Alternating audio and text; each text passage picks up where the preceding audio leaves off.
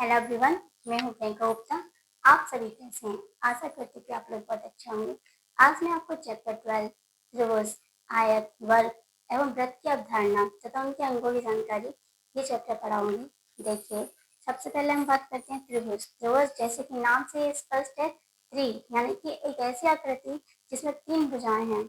हमसे पूछा जाए कि त्रिभुज क्या है, तो त्रिभुज क्या होता है? 3 भुजाओं से घिरी हुई कोई भी आकृति ले लीजिए, तो वो क्या कहलाएगी? आपका त्रिभुज कहलाएगी। कोई भी आकृति, बस उसमें कितनी भुजाएं होनी चाहिए? 3 भुजाएं। ठीक है। अब त्रिभुज के प्रकार आते हैं, भुजाओं के आधार पर आते हैं और कोणों के आधार पर आते हैं। तो हम भुजाओं के आधार पर बात करते हैं संभव त्रिभुज। तो संभव त्रिभुज क्या होता है? संभव त्रिभुज कैसे कहते हैं? संभव त्रिभुज एक ऐसा त्रिभुज होता है जिसमें तीनों जो भुजाएं होंगी वो बराबर होंगी। सम का मतलब क्या होगा? समान। बाहु माने भुजाएं। एक ऐसा त्रिभुज जिसमें तीनों भुजाएं कैसी होती हैं? समान यानी कि बराबर।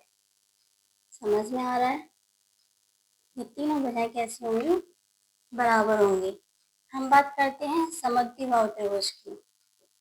समद्विबाहु, इसमें भी देखो ये नाम से स्पष्ट कर रहा है।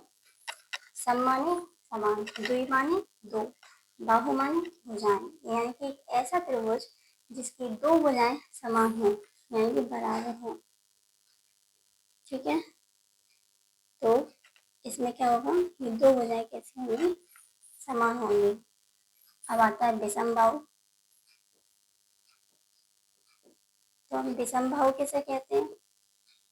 विषम बाहु एक ऐसा त्रिभुज होता है जिसमें सारी भुजाएं असमान होती है। कोई भी भुजा समान नहीं होगी, सारी भुजाएं अलग अलग होंगी, तो आपका विषम त्रिभुज कहलाएगा। ठीक है। अब हम बात करते हैं आपके चतुर्भुज की। ठीक है।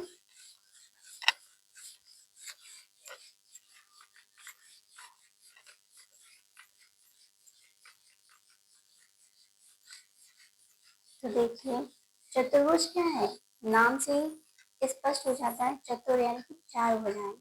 एक ऐसी आकृति जिसमें 4 भुजाएं होती हैं उसको हम क्या कहते हैं? चतुर्भुज कहते हैं। ठीक है। इसमें भी आपके प्रकार आते हैं भुजाओं के आधार पर। देखिए, हम बात करते हैं वर्ग की। तो वर्ग क्या होता है? होता तो ये चतुर्भुज ही है। ठीक है। वर्ग एक ऐसा चतुर्भुज होता है जिसकी जो चारों भुजाएं होती है ना, वो सब बराबर होती हैं। चारों भुजाएं, ये चारों भुजाएं कैसी होंगी? बराबर होंगी। ठीक है। हम बात करते हैं आयत की। तो आयत क्या होता है? आयत भी चतुर्भुज होता है, लेकिन उसके आमने सामने की भुजाएं बराबर होती हैं।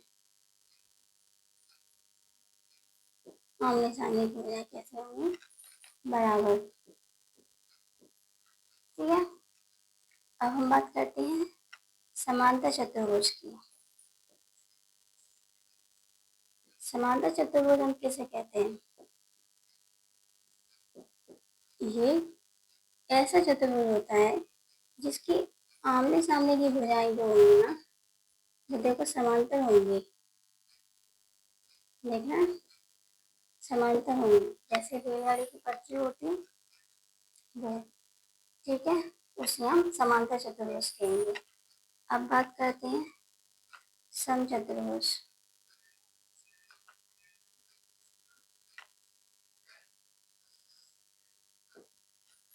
समचतुर्भुज भी आपका एक चतुर्भुज ही होता है। ठीक है।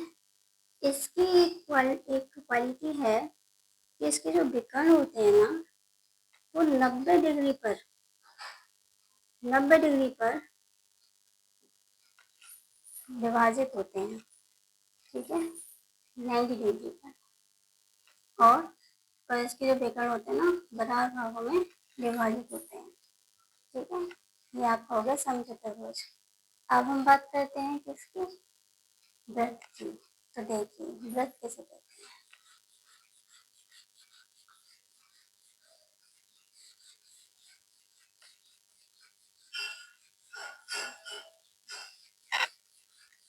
व्रत होता है, कोई भी आकृति एक बिंदु से बनती है। तो देखिए, किसी बिंदु का वह बिंदु पद,